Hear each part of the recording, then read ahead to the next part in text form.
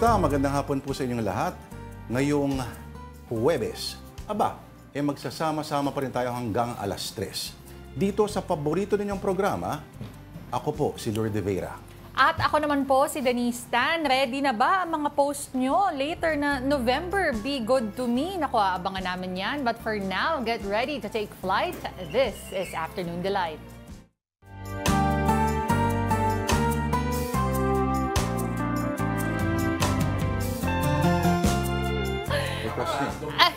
Request ni Denise ang top silog. Oo. Ngayong Thursday is the last day of October at tama yung sinabi ni Lord. Ang ating delight of the day ay top silog dahil requested to kahapon. O, nagturo pa ng ibang tao. Requested ko kahapon. Wala ko tinuturo. Gusto ko ka pa, no? Pinagbibigyan ng mga nasaan ba yung request nila? Ayan. Ito. Ayan, o. Oo. Pasalamatan. Ano One sinasabi more time. ko? Pasalamatan natin ng ating EP, ang ating producer, Miss Jan, salamat po. At syempre doon sa ating mga viewers, no, na sali dun sa mga recommendations, mga food recommendations natin, late Ano mga lunch. go-to topsy mo? What do you mean? Mga go-to topsy Gusto ko yung pwede, sabihin ko ba, yung si Queen, si Queen ba yun? Si TK. Oo, yun ang gusto ko. Medyo mahal na siya. Medyo maangha. Ang tagal na nga, it's been a long time since I last, order there. Wala nang umalis niya sa baba. May bagong tayo doon. At maganda siyang puntahan kasi nakakubli. Pero yun nga, yung Queen talaga lagi in-order doon. Ako gusto ko yun kasi yung medyo sweet and maangha. spicy. Oo. Pero magugulat ka kung ganun kamahal ang danggit nila. Talaga? Ilang piraso lang yun, pero sa totoo lang mahal talaga ang danggit. Baka mas mahal pa nga sa beef eh. Hala. Anyway, mamaya ko. alam mo ba yung top silog ay medyo fairly recent invention lang siya. Totoo ba? Sige, ikwento mo yan Oo. para makatikim na ako. Sige, wala naman top silog talaga ng 70s. Nung mga early 80s yan nagkausuhan at may tinuturo silang ilang mga posible Sino mga nauna? na at least yung idea ng tapa sinangang itlog, yung nauso yan kasi noon, di ba? Mga pakaplog, pero bago na lang yung pakaplog eh. Ano yung pakaplog? Pandesal, kape, itlog. May ganun Alam mo, ba? Yes. Okay. Oo. Talaga may close-up talaga si Direk pag kakain. Direct pa, so focus at slow mo. This is a good bite. Yan, May egg, may rice, may tapa. Naririnig ko na, ayan. Mga nagsiscreenshot ng mga talaga namang pang-undas. Hindi pa ako kumakain all day. Alam mo, maraming Bigyan mo na pang-undas ako. na maraming pang-undas na nanonood sa atin dahil sa'yo. Alam ba't pang-undas? Bakit? Sila ay patay na patay sa'yo. Ay, ganon? Yep. Okay. Okay, pero naalala ko noon one time, there's this place called Topsy ni Vivian. Isa sa mga unang-unang nagbenta ng Topsilog as we know it. You know, I've never tried that. Pero lagi, ang dami nagsasabi sa akin na Solid. grabe daw, ay kailangan daw. Yung sila Matikman. Aling Vivian, kapitbahay namin dati. Nung sila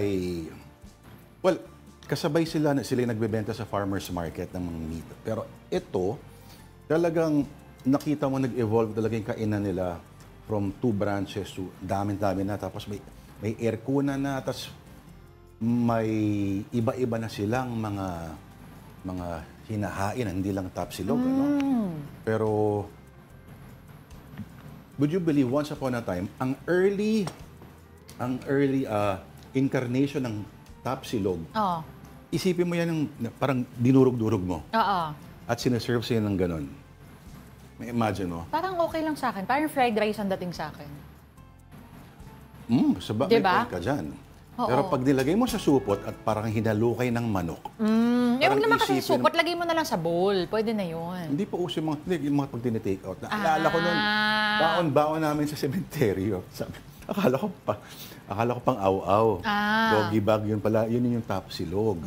So, I guess, may mga tao na they preferred a certain sense of order and symmetry on their plate. Kaya wala na yung mga parang hinalukay ng manok na Topsilog. Ang ganda nga ng plato mo, hindi mo ginagalaw. Meron akong i-reveal sa'yo mamaya. Pinagpalit ko yung plato natin. Sabi ng ate. So, daming tapa nandito. Alam mo, maraming isa, ilusyon lang yun. Oo, dahil nakapatong lang yun. Okay. Mas madami pa rin pala sa'yo. Pero madami rin din po tayong pag-uusapan ngayong araw na ito. Yeah. And we have stories on Super Typhoon Leon na nag-signal number 5 pa sa Batanes sa sobrang lakas.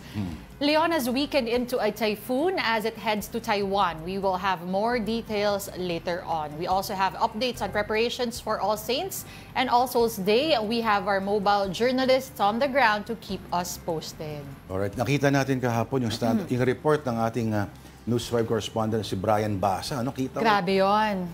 Blinding white talaga yung hangin na may kasamang ulan. Akala ko noon glare lang ng ilaw, pero ang lakas ng hangin talaga, nabubura niya yung mga puno sa likuran. At mabuti na lang at hindi bumaba lang ng konti yung angulo ng trajectory nung ano na yon, nung bagyo na yon. Naku, ang dami pa namang lugar sa Luzon na basang-basa pa rin ang kalupaan. No, dahil sa iniwan ni Christine. At marami ang maka-experience ng maulan na undas. But speaking of undas, kamustahin na natin ang sitwasyon sa mga sementeryo ngayong bisperas ng All Saints Day.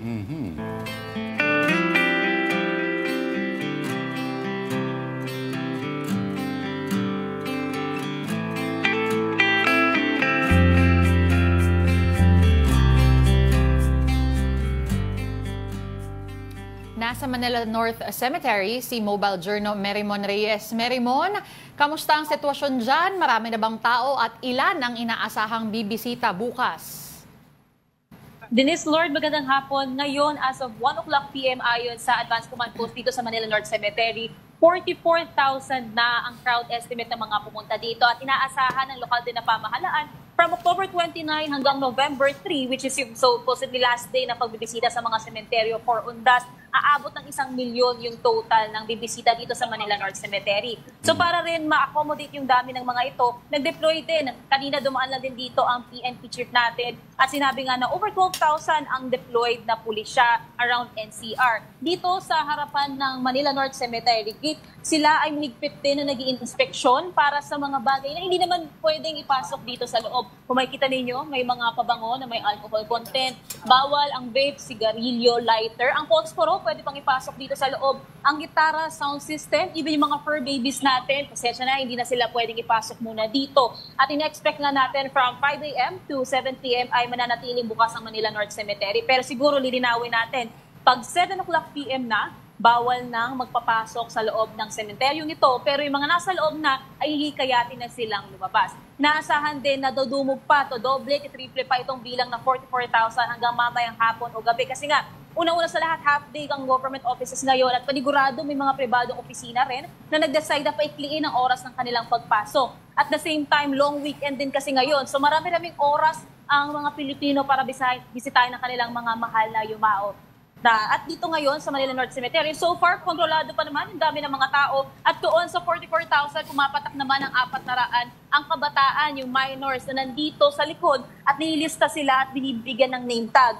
Supposedly, pag nagkaroon ng sitwasyon na may naliligaw na mga bata, ay alam ngayon kung sino ang kukontakin na magulang o guardian. Kasabay naman dito, meron ding wheelchairs, may portable toilets sa paligid ng Manila North Cemetery, at merong over 40 na e-trikes na nagsasakay ngayon, lalong-lalo na para sa senior citizens, para sa persons with disabilities, buntis, at yung iba pang mga ngailangan ng assistance. Kasi Lord, din is 54 hectares ang Manila North Cemetery, ganun siya kalawak. Kaya para doon sa iba nakakailanganin pumaspas na mas malalayong bahagi nito, merong assisted na transportation mula sa pamunuan. Balik sa inyo.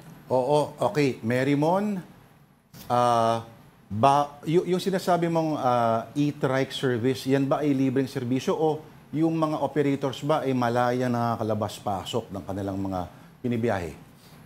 Actually, Lord, dito yung maganda doon. Libre itong e-trike na nandito sa loob at meron ding e-trike sa labas ng Manila North Cemetery. May road closures kasi sa paligid ito around Blumentritt area, around yung mga papunta dito mismo sa Dimasalang. Sarado kasi ang mga ito. So ginawa rin, bukod sa e-trike sa loob ng Manila North Cemetery, meron ding e-trike sa labas para tutulungan yung mga nandoon sa malalayo kung saan sarado ang mga kalye para makapunta ngayon dito sa main entrance. And so far, libre ang lahat ng ito para sa mga pupunta sa sementeryo. Lord. Merimon, kanina may mga pinakita ka no, na mga kinonfiscate na mga pabango. Ano-ano pa ba yung mga bawal? Kasi I heard parang pati ata yelo, bawal ipasok. Tama ba yun? At saka ano na rin, ihabol mo na yung mga bawal gawin. Pwede ba mag-overnight yung mga bumibisita? Yes, Denise, bukod sa mga nakita natin kanina, yung mga pabango with alcohol content, bawal ang alak, ang vape, ang sigarilyo, ang lighter, ang gitara, even ang mga sound systems na maiingay, bawal. Sinisilip din dito yung mga bitbitin na pagkain, inumin, at saka mga bulaklak kasi nabanggit din sa atin na yung iba raw sa mga pumapasok na to, lalo-lalo kumbaga marami yung bitbitin. Baka raw hindi self-consumption, hindi nila gagamitin para sa sarili nilang pagbibisita ang mga ito, kundi ibebenta sa loob. At bawal ang outdoor vendors dito. Meron lamang mga permitted na nagtitinda dito sa loob, kaya isa ito sa mahigpit nilang binabantayan. Bukod dito, bawal ang overnight staying. From 5 a.m. pa rin to 7 p.m. lamang ang oras ng pagbibisita dito sa Manila North Cemetery. At actually nga, nasabi pa nga ni Manila Mayor Hani Lacuna, naging extended na ang visiting hours. Kasi dati, from 5 a.m. to 5 p.m. lamang ang visiting hours sa mga sementeryo. Pero dahil nga raw sa dami ng tao na inaasahan at the same time sa request daw, in-extend ngayon up until 7 p.m. So lilinawin din natin, pag 7 o'clock p.m., bawal nang pumasok o magpapasok sa Manila North Cemetery. Pero yung mga nasa loob na before 7 p.m., okay pa naman, pero hikayatin na raw silang lumabas. Tapos tuloy-tuloy ito hanggang November 3. Denise. Maluwag-luwag pa yan, Marymon. Normally, wala kang makikitang spasyo dyan pag yung talagang kainitan na ng ano. Pero, Marymon, ikaw ba'y nakatayo doon sa malapit sa mga memorial ng Boy Scout? Actually, doon pa siya sa may looban, Lord. Siguro ang pinakamalapit na lang na pwede ko pang maihagila para sa inyo is yung burial site ni dating Labor Secretary Jose Figueras. Marami-rami rin sila dito eh. Meron din ditong himlayan ng ating mga fur babies. Pero dahil nga malawak-lawak itong si Manila North Cemetery, kailangan pa nating lakarin sa loob para masilip ang mga iyon. So may parang unang rotonda yun eh. At maaliw ko sa mga pangalan nila. At yung makita mo yung mga memorial nila, mga mensahe nila na naka-engrave sa gravestone. Alam mo, minahal sila talaga. Oo. Speaking of minahal, yung mga nagmamahal kay FPJ, Marymon, napansin mo ba? Yan, Marami tama. na rin bumibisita. Nako, nabanggit na sa atin, marami na sila. Pero ang sigurado naman dito, merong safety barriers naman pagdating sa mga notable o special na burial sites dito. Makita rin natin kanina, simula umaga, marami na rin bulaklak ang mga nakalapag sa iba't ibang mga puntod, be it sa mga normal na Pilipino o doon sa mga notable na personalities. At inaasahan pang araw, yung mga fans, yung mga gusto lang mabisita o makita ang mga ito, open naman ang Manila Cemetery at meron din namang malaking mapa dito sa bandang gitna na pagpasok para masilip kung baga matulungan manavigate yung mga bibisita kung ano nga ba ang iba pa nilang makikita bukod sa kanilang bibisitahing mahal na yumao. Correct. Alam mo, may ilang pangulo din na nakalibing dyan. Isa dyan si Manuel Rojas. Ano? At napaka-interesting, marami ding mga veterans of the revolution ang may isang kumbaga mausoleo dyan na nakadedicate in their memory. At actually, kapag ordinaryong araw, mayroong mga tour dyan, historical guided tours. At dadali ka kung saan-saan, ano? Doon sa mga markers na, sabihin lang natin, makikita mo yung malaking bahagi na kasaysayan natin sa mga nakahimlay dyan. Habol ko lang mabilis. Marymon, yung puntod finder, ginagamit din ba dyan? Yes, actually, isa sa pinakahinihikayat na pwedeng gamitin ng mga tao, lalo-lalo na siguro first time na nila pumunta dito para makita ang loob ng Manila North Cemetery, ay yung pag-search online ng manilanorthcemetery.weebly.com. At ito yung para magiging Google Maps para naman makita yung, kumbaga para siyang tomb finder, grave finder sa loob ng sementeryong ito. Pero para doon naman sa hindi gaanong techie, nakakalat naman ang mga mapa sa paligid nga ng Manila North Cemetery para matulungan silang manavigate ang kanilang mga sarili. At siguro isisingit ko na lang din ito, wala pa tayo so far na itatala, wala pa tayong nakukuhang balita kung may nai-record na bang cases ng kakailanganin ng first aid.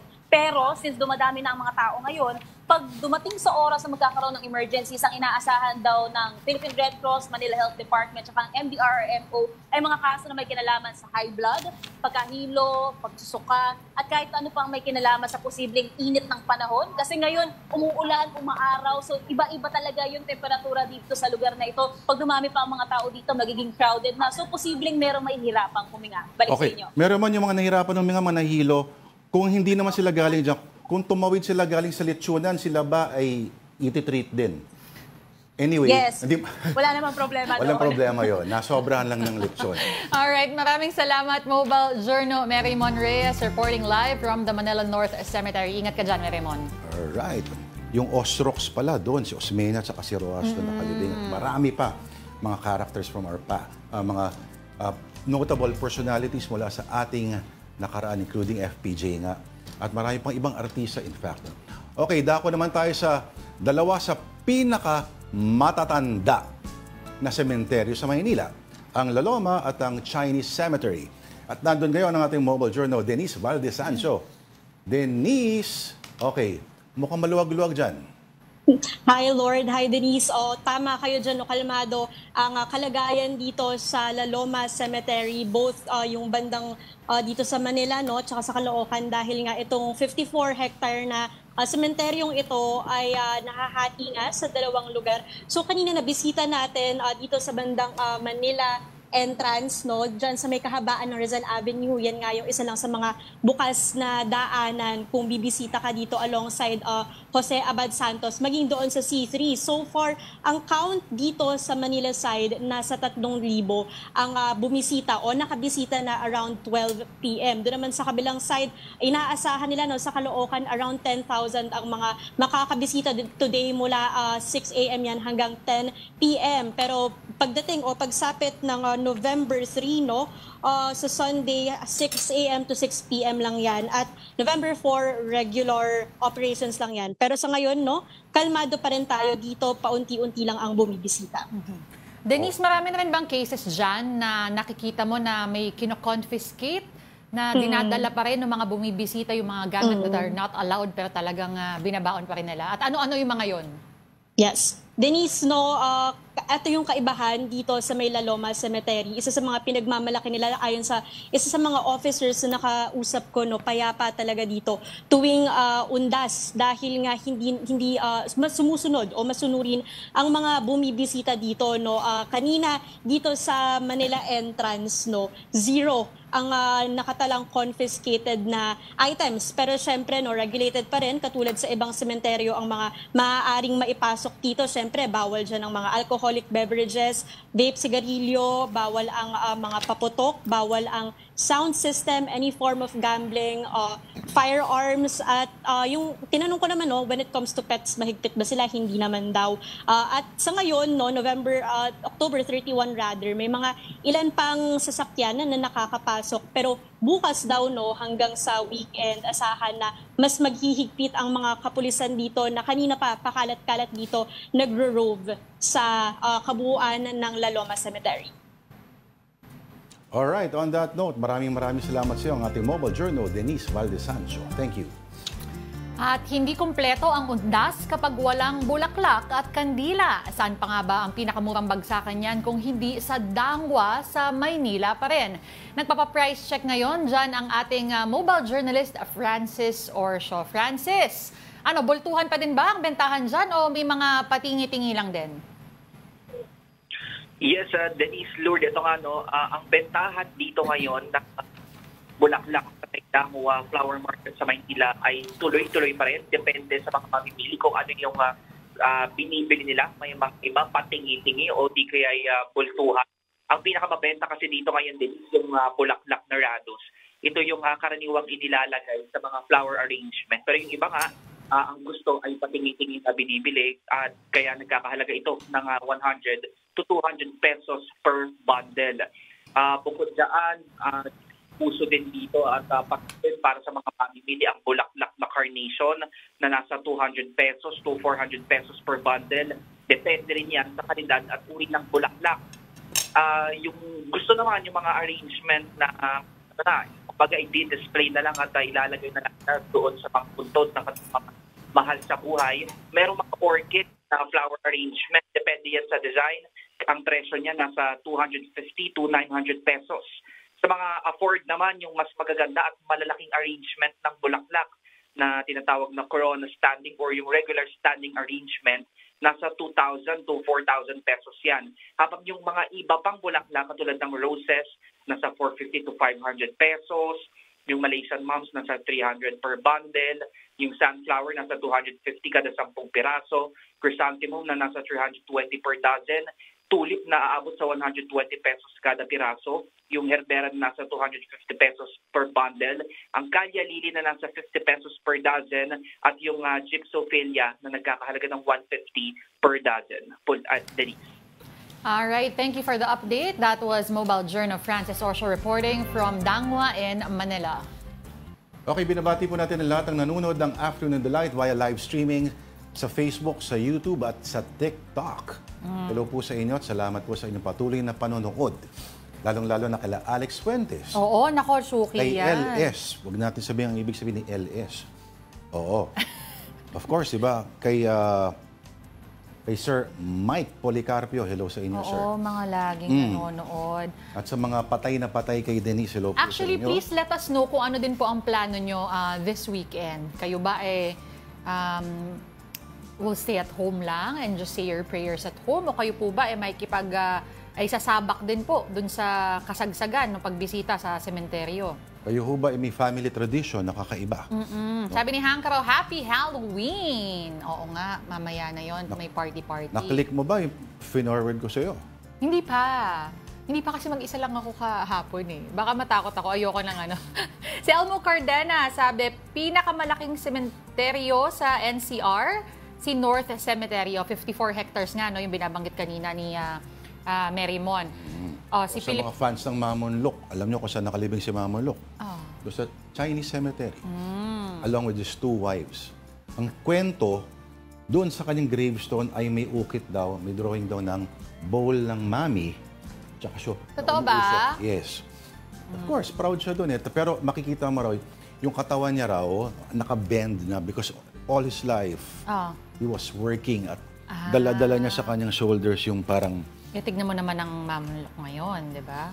Isa na lang ang branch sa Quezon Ave. Pero ano pa rin, classic pa rin talaga. Secured na ko yung contribution niya, kumbaga, sa Philippine culture. But there should be, parang kung gaano karaming Jollibee, ganun din dapat karaming Mamonlok. Dapat. Okay, sabi ni Pilipinas, naku, meron siyang recommendation dito. Lure, Denise would be perfect. The perfect tita. Perfect tita talaga? Perfect tita for wag po pag na-revive. Ay, revive muna natin. Tapos saka natin pag-isipan kung pasok nga ang inyong tita. Pero kung tumawid yun galing Laloma sa Litsunan, wala na yun. Magapang na yun eh. Yung north, yung area na yan, ang tawag dati dyan ay yung Paang Bundok. Paang Bundok? Paang Bundok. Actually, yan daw yung wish. Yung wish ni Rizal, nung siya'y, isa sa mga huling habili niya, no? Ayaw niya raw ng mga fancy ceremonies. Ayaw niya ng mga fancy memorials. Gusto lang daw niya, dig a hole in the ground, merong dalawang kahoy na nakakross para markahan yung kanyang grave doon sa Paang Bundok. Wala raw siyang ginugustong mga elaborate. Special setup. Ngayon, tingnan mo naman. Alright. Medyo nasuway lang naman na konti yung gusto niya. Oo. Konti lang. Konti lang Konti naman. lang. Rebulto lang naman. Doon lang naman nagsisimula yung kilometer zero sa kanyang... Okay. Maya-maya pa we will be giving you more reports from our mobile journals. But for now, we have some showbiz news first. News 5 correspondent MJ Marfori gives us the rundown. Nagsampa na ng legal action ng Department of Justice laban sa dating GMA consultants na sina Jojo Nones at Richard Cruz. Nag-ugat ito sa umano'y sexual abuse sa aktor na si Sandro Mulak. Rape through sexual assault at 2 counts ng acts of lasciviousness ang isinampa ng DOJ kina Nones at Cruz sa Pasay Regional Trial Court. Una nang giniit ng dalawa ang paratang sa kanila ni Mulak. Inireklamo naman ng acts of lasciviousness ng aktres na si Rita Daniela, ang aktor na si Archie Alemania. Ayon kay Rita, inalok siya ni Archie na ihatid sa kanyang bahay mula sa isang event. Habang nasa biyahe ay hinaplos daw ng aktor ang kanyang balikat at leeg. Pagdating sa tapat ng bahay ng aktres, sa pilitan na raw siyang hinalikan ng aktor. Humingi na raw na sorry kay Rita si Archie na nadala lang daw ng kalasingan. Huling-huli ang sweet kiss na ito sa pagitan ng billionaire businessman na si Victor Consunji at ng kanyang partner na si Rachel Carrasco sa Rising Tigers Award sa Makati kagabi. Ginawaran si Rachel ng Women of Power and Purpose Award. Asahan na raw na mas magiging visible siya ngayon sa Pilipinas. Pero ano nga ba ang nagpabalik sa kanya sa bansa? Hesitant talaga ako when it was all being offered. I really was like, I don't think I'm ready for this after everything that has happened.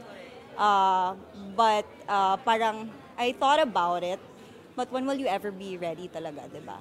Pagdating online, samot-saring bashing ang inaabot ni Rachel sa gitna ng issue nila ng former beauty queen na si Maggie Wilson 2 years ago at sa sinapit ng kanilang mga relasyon. Dating asawa ni Maggie si Victor na ngayon ay kinakasama na ni Rachel. Dahil sa mga issue na ito, nag-therapy si Rachel at tumigil daw muna siya sa social media. Pero ang masasabi lang niya, Time out was necessary. It was necessary. Sometimes we have to give the stage to other people, diba? And then your time will always come. And I don't know when that was. I don't know what it was, but it just came. So parang at that point, I think I did what I needed to do. I know that there are things I am unable to talk about at this point in time. sa ngayon, may anak na rin si Victor at Rachel at nakakasama naman itong anak ni Victor kay Maggie na si Connor. Actually, nag-trick or treat nga sila together. Silang dalawa lang nung weekend. And then, I just left the two of them. Matapos naman ang interview ni Rachel kagabi, nag-post si Maggie ng quote tungkol sa katotohanang hindi mababago. Sa parehas na awarding naman, hot topic ng magpang-abot ang dalawang Manila Mayor hopefuls na sina Sam Versosa at Isko Moreno. Ito ang unang beses na nagkitang dalawa matapos ang filing ng COC at mga trending videos nila na simula ng umiikot ng Maynila. Good luck. Nag-share pa sila ng entablado nang tanggapin ang mga awards nila. Nagkamay naman sila doon. Pero maya-maya nang mag-speech na si Sam, huling-huli sa kamera na umalis na ang dating Manila Mayor na si Isko Moreno. At ang masasabi lang ng Will to Win co-host, oo nga habang nagsasalita tayo, bigla siyang lumabas. Na-inform lang din ako ngayon lang kasi hindi ko naman napapansin. But wala naman ako masasabi doon. Kung ganun po siya, wala na tayong magagawa doon. Well, doon mo naman makikita yung mga ng tao. Gusto ko sana itanong kay Mary Mon kanina kung doon ba sa sementeryo, marami mga campaign paraphernalia na oo paparamdam, nga. diba? Oo. Yan na delikado at saka yung tinatawag na ghost voters. Time out muna, marami pa kayong kwento sa inyo. Magbabalik po ang Afternoon Delight.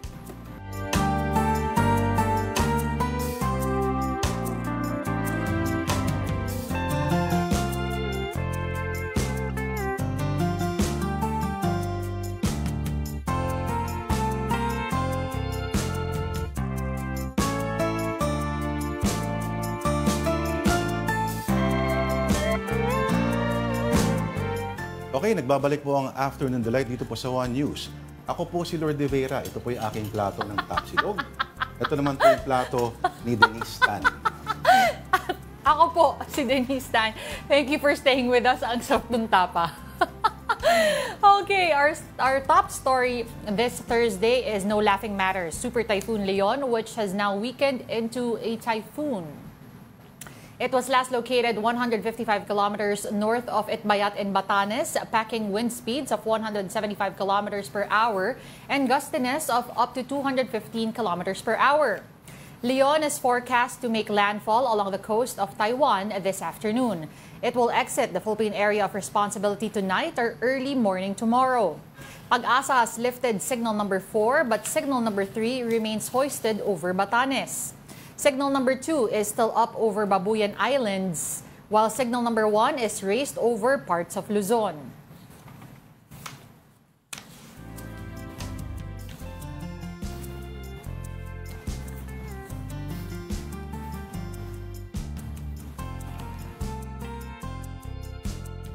On the direct path of Leon for the provinces of Cagayan and Batanes. Yes. So, for the situation there, ano kaya ang mga nangyari doon matapos ang paghagupit ng bagyo? Abay, tatanungin natin ang ating News 5 correspondent na si Brian Basa na nasa Santa Ana, Cagayan pa rin. Brian, okay, kamusta na yung panahon dyan? Kasing lupit pa rin ba nung kahapon? Nagkaroon ba ng baha at kamusta yung mga taga dyan sa Cagayan? Oo, hi Lord and Denise.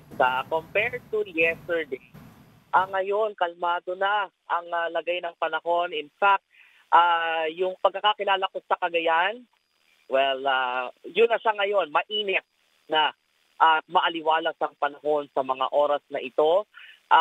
Actually, so kanina, no, nasa Santa Ana kami. Right now, we are on our way to Apari. Kasi di ba, I don't know if you remember, merong isa kasing structure na nahulog doon. So we're going to check on that. Pero sa pagdaan namin sa mga kalsada, walang baha. No? Totally dry na ang mga kalsada. At this point, you see vehicles resuming their normal travel. Tapos, pag tumingin ka sa taas, ang mga ulap ay puting-puting. So, maaliwalas na ulit ang panahon. Ang mga residente naman, dating gawi. Back to normal activities ang kanilang galawan today. Brian, walang mga nagbagsakang mga puno, mga kable ng kuryente, o mga structures that block roads, or rendering them impassable, o mga landslides? Right now, we are still getting a full assessment from the disaster management officials. Pero by the looks of it, and based on our conversations with officials, they're thankful daw na wala masyadong napisala pagdating sa structures. Yung kanilang mga bahay, yung mga bangka, for example, we're talking especially about those residents in the coastal area. Pero papasalamat nila na hindi masyadong naapektuhan kahit na binaha sila.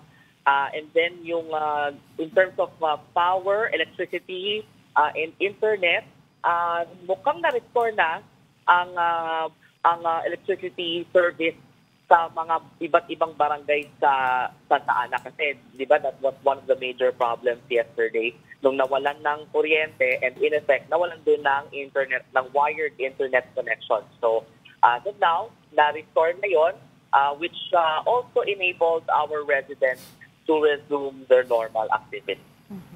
Brian, do we have an update with regard to the number of casualties that they have now?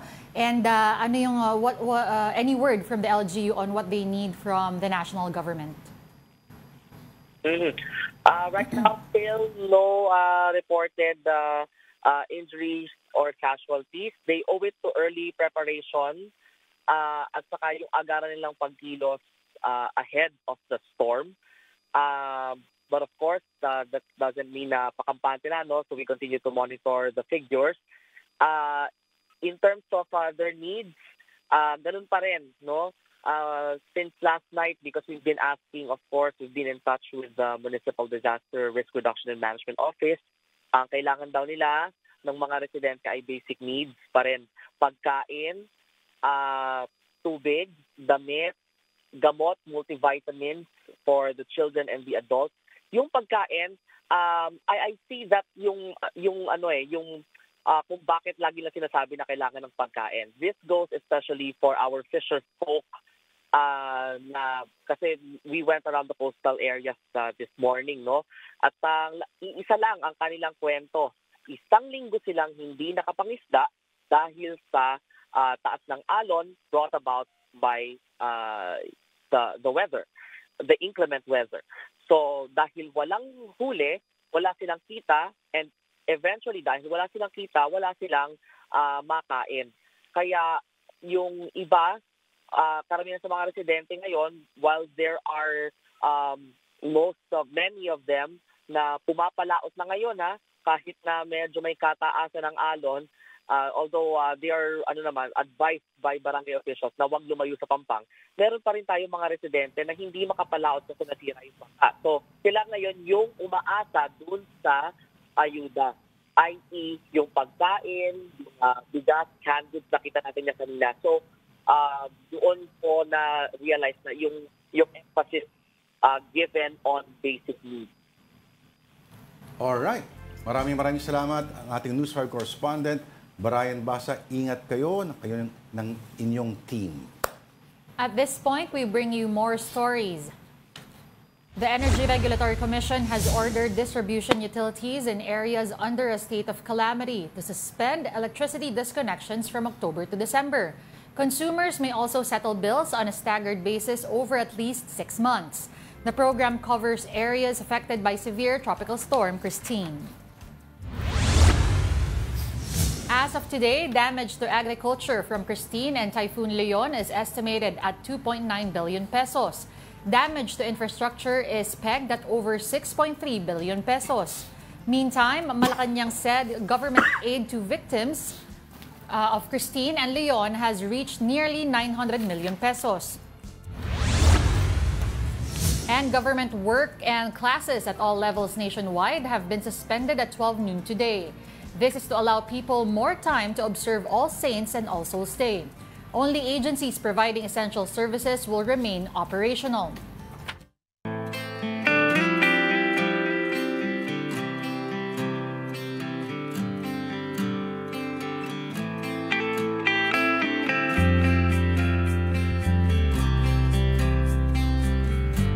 Let's now check in on the situation at the Parañaque Integrated Terminal Exchange or PITX. And we have Mobile Journal Evan Tarinque. Evan, maliban sa pasensya, ano pa ang mga binabaon ng mga pasahero dyan? O kailangan na ba? O maluwag-luwag pa naman? Ivan?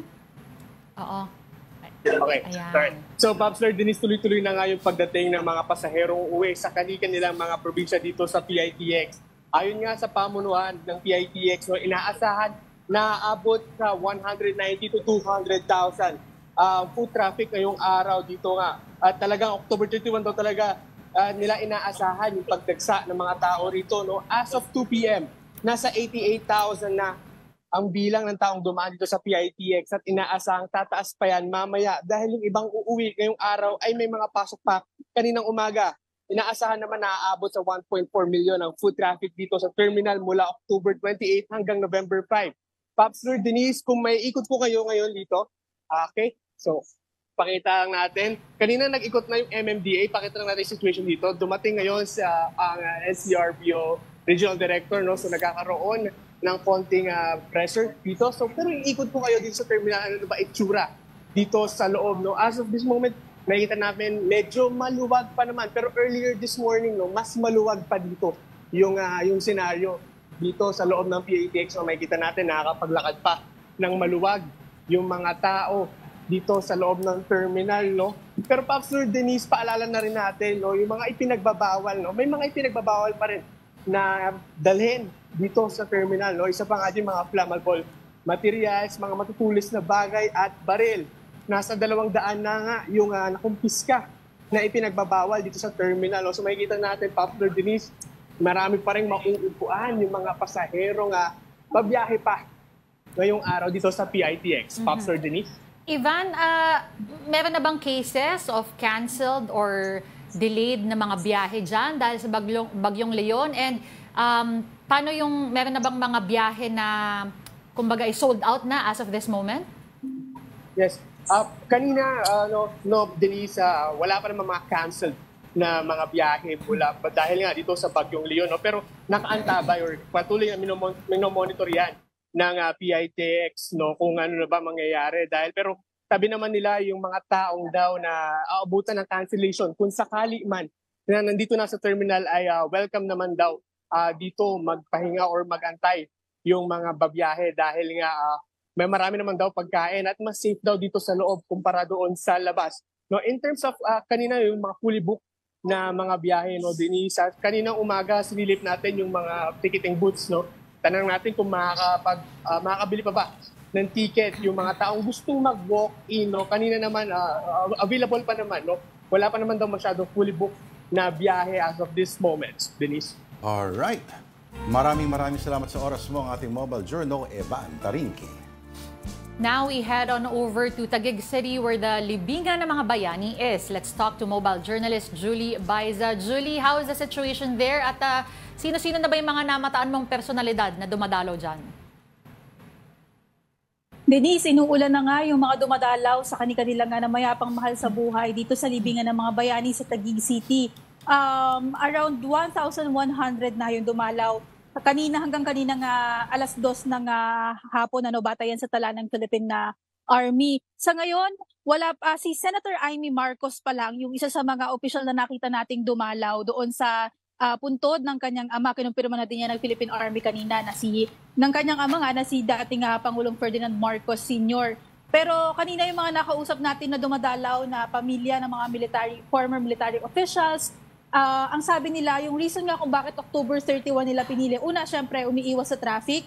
Pangalawa, ayaw na rin daw nilang makipagsiksikan kapag dumami yung tao. And pangatlo, maganda raw yung panahon. Kaya nga lang ngayong hapon, ang nangyari, bumuhos bigla yung ulan. Mabuti na lang, dahil nga open itong area, may mga ganitong kubol na tinayo sila. Sa ibang lugar, meron ding mga tent. Kaya lang, para sa mga dadalaw na hindi magdadala ng sariling payong, ayan, naka-expose sila, mababasa ng ulan, o kaya ay maiinitan. Kaya nga ang sabi ng pamunuan nga nitong libingan, mainam daw kung may daladala ng sariling payong, kapote, o kaya mga pamaypay kung iinit naman daw yung panahon bukas para maiwasan nga yung anumang disgrasya. Pero ganun man, meron pa rin na mga nakaantabay na mga ambulansya, yan, mga military truck sa paligid in case of emergency. Julie, hindi naman sa nang iintriga tayo, no? Pero naalala mo, several weeks ago, nagkaroon ng banta na magkakahukayan ng mga labi at magtatapunan doon sa karagatan. Hindi naman doble security yung nandoon sa pinagbantaan.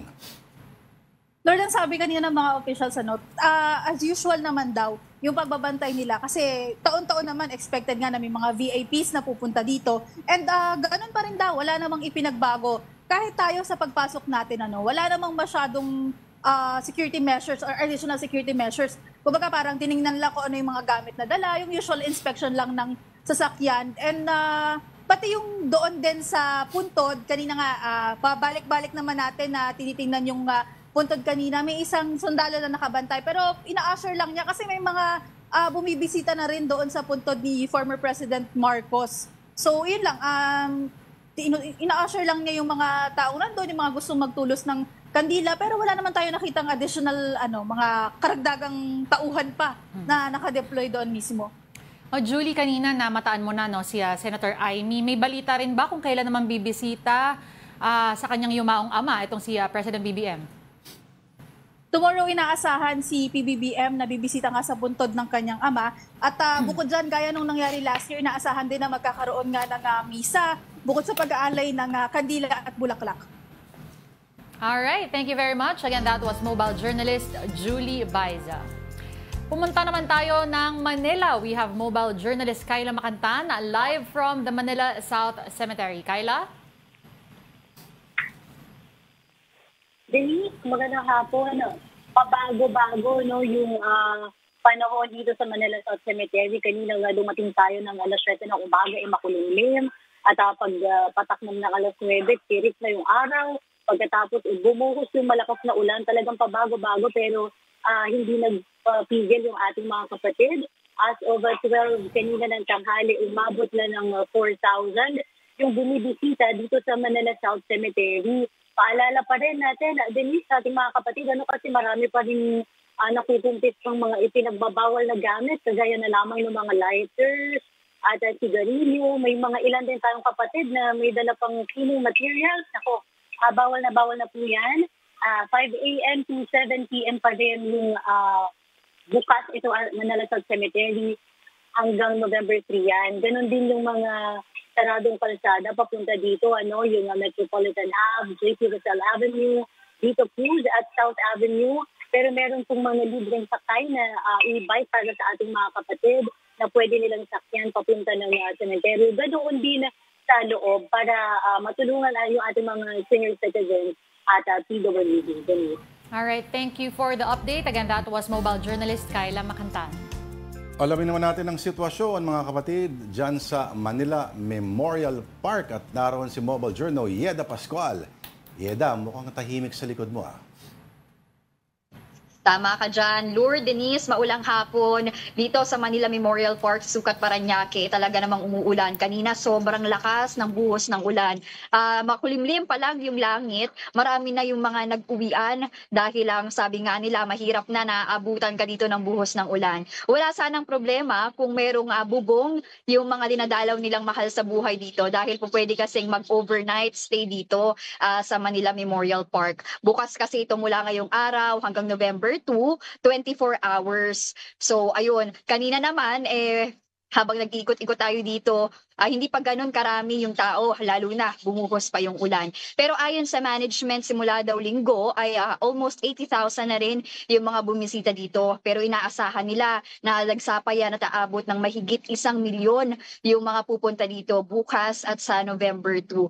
Payo nga ng management ay magdala lang sana ng payong, ng tent, dahil talagang hindi malaman pa yung panahon araw, sobrang init, pagkatapos biglang uulan. Maayos naman, payapa naman dito sa Manila Memorial Park. Actually, may mga nakita akong mga kapulisan na nag-iikot. May mga medical units din at meron ding Parañaque City Traffic and Parking Management para ipatupad yung one-side parking scheme dito, dahil ayan daw yung problema dito sa mga nakalipas na undas. Dahil ang sabi nga nila ng management, kapag ang driver kasi bumaba ng sasakyan yan, mahirap nang hagilapin dahil 10,000 hectares itong Manila Memorial Park. So sa mga nagbabalak po, ay po pwede silang pumunta dito at matulog dahil bukas ito 24 hours. Alright, maraming salamat ang ating mobile journalist, Yeda Pascual.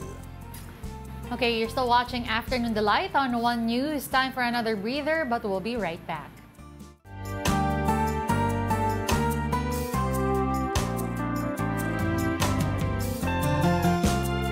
And we're back. You're watching Afternoon Delight. Ako po si Denise. At ako naman po si Lord de Vera. Umpisahan natin sa pinag-uusapan on social media. 5 days to go before the U.S. presidential election. And on the Associated Press, Kamala Harris promises to represent all Americans after Biden's remark on Trump supporters and garbage. Oo, kasi hindi si Trump mismo, no? Pero yung rally ni Trump sa Madison Square Garden, yung isang stand-up comedian doon, gumawa ng isang joke na tinawag ng Puerto Rico floating island of garbage daw. Pero biglang nagparamdam si Lolo Joe Biden naman. Parang, no, the only garbage are the Trump supporters, sabi. So ito nga, At medyo ngayon si Kamala, kung kailan pa home stretch na, doon pa niya medyo kailangan i-distansya ang sarili niya. Correct. Sa hirit na ano. Kasi ibang usapan yung tinawag mong garbage versus hindi naman si Trump mismo nagsabi noon, although deny sila. By command, responsibility lumalabas parang. Pero ito, iba Imprecise attempt to defend Puerto Ricans from attacks. Yun ang sabi. So medyo sabit ang Lolo Joe mo dito, no? Ang joke ng iba, buhay pa pala si Joe Biden. Presidente pa nga pala si Joe Biden. Anyway, ayan. At ngayon, ginagamit yan versus them. Opo. At si Kamala kasi tinotroll si Trump, ano? Yung kung saan nag-speech si Trump noong January 6, doon nag-speech si Kamala kagabi. No? Tapos mas maraming tao pa daw kaysa kay Trump noong panahon na yon. So, at nang asar pa, ginamit nila yung YMCA. Pero itong si Donald Trump, medyo kumabig ng konti. He said he loves Latinos after, yun nga, yung comedian, in one of his campaigns took a pot shot at Puerto Ricans. Trump said, and we quote, "Nobody loves our Latino community and our Puerto Rican community more than I do. Nobody." Yeah, it's interesting because I've done more for Puerto Rico than any president by far. Oo, galing niya nga mag-ano Nakita mo ba yung may hurricane dumaan sa Puerto Rico? Yung pinamimigay niya nung relief efforts,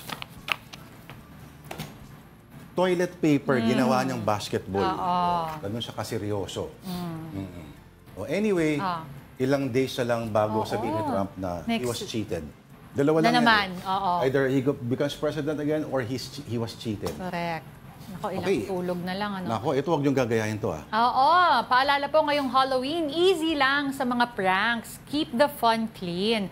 On the Freeman, via the Philippine Star, 2 content creators in Cebu were summoned by the Highway Patrol Group for trying to pull off dangerous stunts at the Cebu Trans-Central Highway.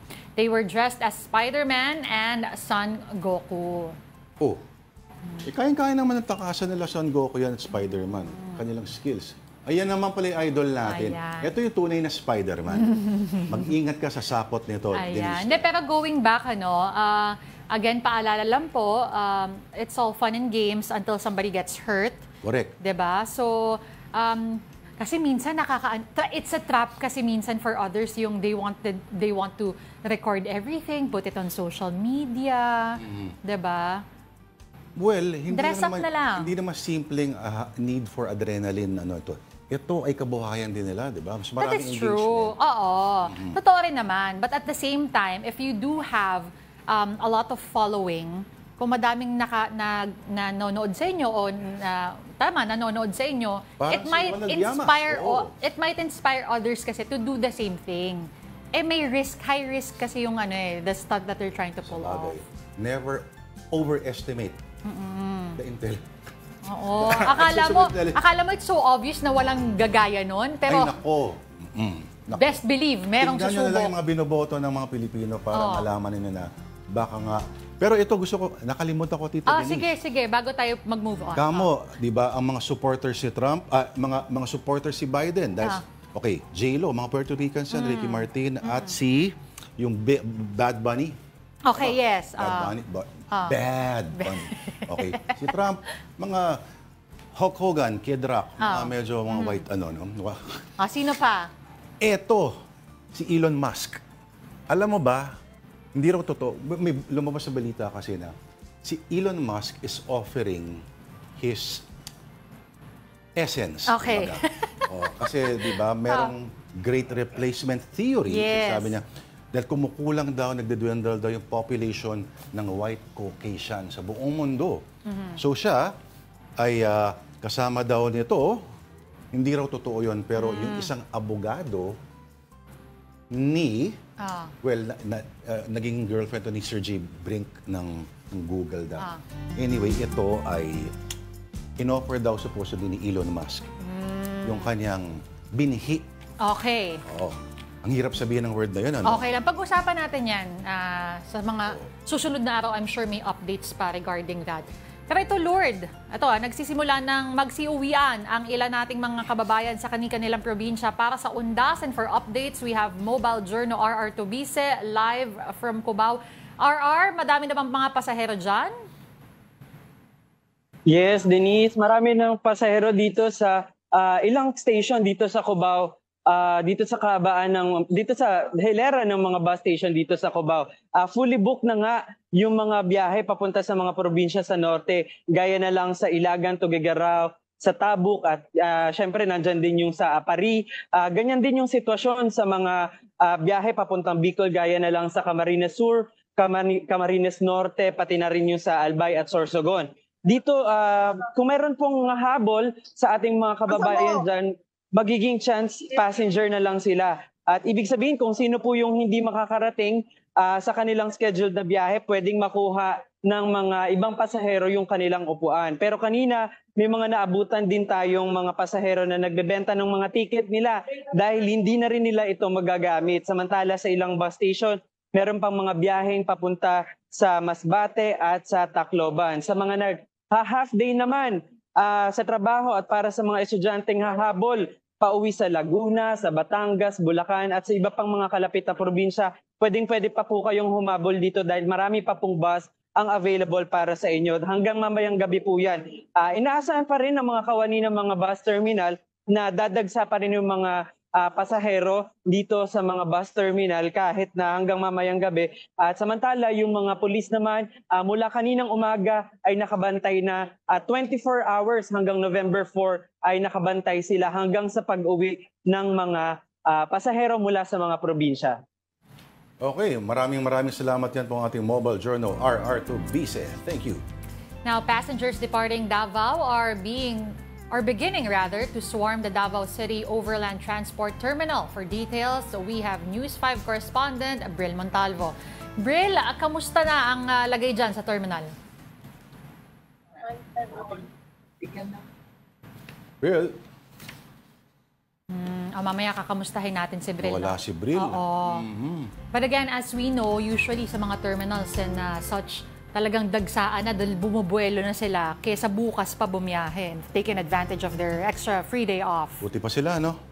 May day off. Okay lang. Ba't okay lang? Syempre gusto kong nakikipagkwentuhan sa ating mga mukhang umuwi na daw si Bril. Yan, ang tagal. Yan Bril, hello Bril Montalvo. Hindi umuwi si Bril. Hello Bril, kamusta ka na? Tabangi ko Bril, hindi raw totoo na umalis ka na kasama natin si Bril Montalvo. Diyan sa Davao, Bril. Pasok, Bril. Alam nyo, kanina nagtututo tayo sa ilang sementeryo dito sa Davao City at napansin natin na bisperas ng Undas 2024 ay konti pa ang mga bumibisita sa kanilang mga mahal sa buhay dito sa Davao City. At kanina din ay pinuntahan natin ang puntod ng mga magulang ni former President Rodrigo Duterte sa Roman Catholic Cemetery at wala pa rin dumadalaw doon ng mga miyembro ng pamilya Duterte.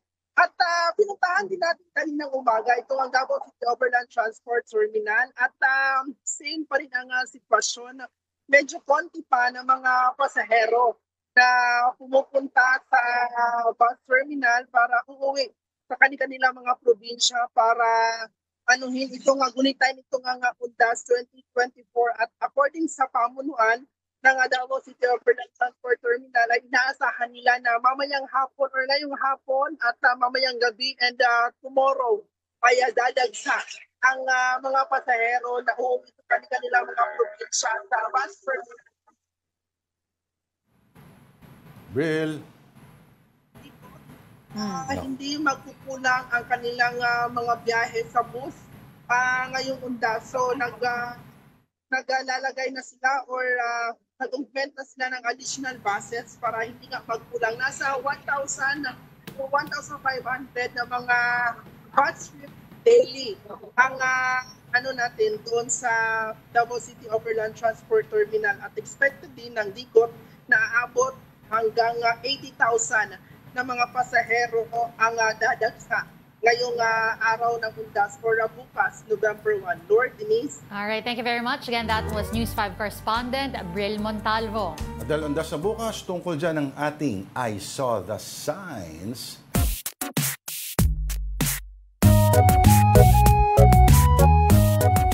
I Saw the Signs. Sila ngayon, bukas ikaw, the Undas Memes Edition. First photograph. Sabi dito, malapit na ang Undas. Kumusta niyo naman kung buhay pa yung ex nyo na nagsabi na ikamamatay nyo ang maghihiwalay kayo. Eh, ba't kakamustahin mo pa? Wag mo. Ay. Ilabas mo yan, Denise. Sige. Bakit kailangan kamustahin pa? Hello? Ihian nyo raw yung puntod. Okay, next. Malapit ng Undas, magsiuwian na naman yung mga galing Manila na feeling artista sa sementeryo. Ano ibig sabihin nun? May pag-atake. Paano feeling artista sa sementeryo? Malay ko. May ganun pala. May ibig sabihin nga ng Undas eh. Oh. Parang ano yun, ugnayan ng mga Disney princess. Mga ano? Nakakatawa eh. Okay. At feeling artista. Pero gusto kong ang feeling artista. Bakit kaya pwede ba bang mag-feeling artista sa sementeryo? Baka feeling nila may pagrampa. Sa bagay, baka ibang artista yan, baka mga zombie na artista. Okay, next up. Ano nakasulat? Alam mo ba, pag binaligtad ang Undas, love life mo na. Sad, no? Sad, no? Hindu word ba yun? Undas. Parang eh. sad, no? Dapat may ano yun eh, may facial expression talagang partner. Sad. I choose to take the higher road. Alright, send your signs, yung mga nakikita nyo po nakakatawa sa Afternoon Delight on@gmail.com. That will have to do it for us this Thursday, October 31st. Thank you for watching Afternoon Delight. Ako po si Denise Tan. Ito po ang plato ko ng Tapsilog. Ito ang plato ni Denise. Gutom ako, okay. Na wala ng ulam. Sad, no? Join us again tomorrow para happy tayo. 2 p.m. Ako po si Lord Rivera. Have a delightful afternoon.